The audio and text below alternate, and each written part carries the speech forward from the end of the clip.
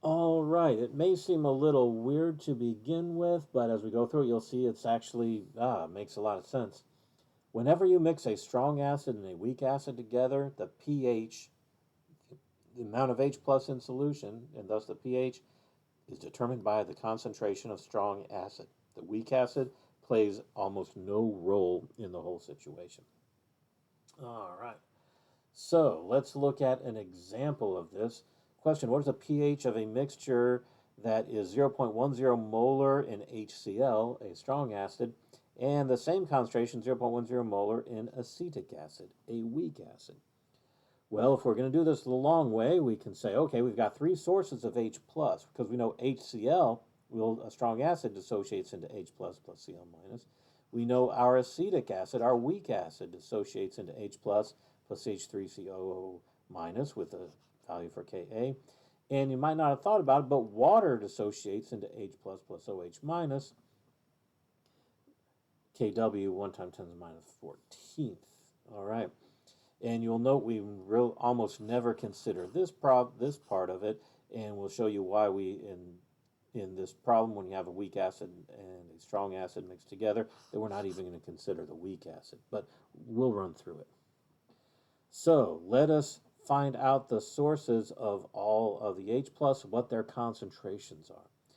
First, well, we know HCl. Yeah, HCl is going to just dissociate into H plus and Cl minus, and so 100%. So if we have 0.1 molar HCl, we know the concentration H plus is 0.1 molar. We've got that. So the next question is, how much does the CH3COOH add? Well, for that we need to do an ice table. And note this ice table is a little bit changed since H plus is or HCl is dissociated into H plus, and we know this concentration is 0.1 molar. When we do the ice table for acetic acid, HA dissociates into H plus plus A minus. Our initial concentration of HA is 0.1 molar, our 0.1 molar acetic acid. But note, our initial concentration of H plus is also 0.1 molar because we already have some from the strong acid. The strong acid dissociated 100% to give us 0.1 molar H plus. And we have 0 A minus in here. All right. And so the change is minus x, and plus x. Since we have 0 A minus, we know from this point the reaction can't go to the reverse if there's no A minus. Therefore, the reaction must go forward a little bit to make more A minus. But then we think about Le Chatelier's principle. As this reaction is going forward, we start to generate some A minus, but we already have a whole bunch of HA. We've got much more HA than normal. So that means in this reaction in this problem, that extra HA that was in there due to the dissociation of HCl is going to, due to Le Chatelier's principle, going to want to push the equilibrium back more towards HA than you'd expect. We're starting out with a whole lot of product already, of one of the products, which means the equilibrium is going to shift to the left from where it normally would be. All right. So then at equilibrium, I have 0.10 minus x, 0.10 plus x, and x. All right, putting them in the Ka equation, 1.8 times 10 to the minus fourth, our Ka for acetic acid equals 0.1 plus x, concentration of H plus, x, concentration of A minus, divided by 0.10 minus x, concentration of HA at equilibrium. And then we have to worry about shortcuts. Well, small Ka value here, that number is decent. We cannot worry about this minus x down here. But note, we already know that this x here is going to be small since we already started with 0.1 molar HA. We know this is not going to dissociate very much.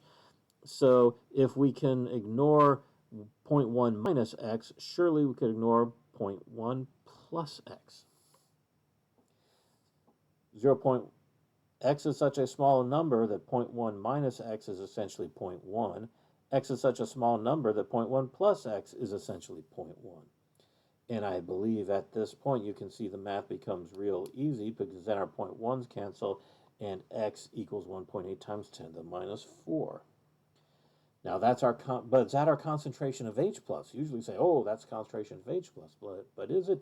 No, our concentration of H plus is 0.10 plus x. 0.10 plus 1.8 times 10 to the negative fourth, and I drew it out longhand so you can see how ridiculous this is. 0.10 plus 0.00018, and then round it to 2 sig figs, is 0.10. So we were right. 0.10 minus x is 0.10. 0.10 plus x is 0.10. So our concentration of H plus after this equilibrium is 0.10. But wait a minute, isn't that the same answer we got just by looking at the strong acid? That's right. Just our HCl gave us this 0.10. This ice table showed us that the dissociation of our weak acid added nothing to the concentration of H plus to 2 significant figures.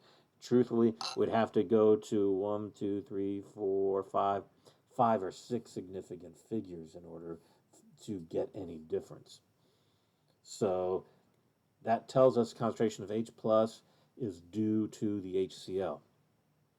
Well, what about our Kw here? Well, can we see that if a Ka of 1.8 times 10 to the minus fourth contributed nothing to the amount of H plus due to the strong acid, a Kw of 1 times 10 to the minus 14th will contribute even less than that.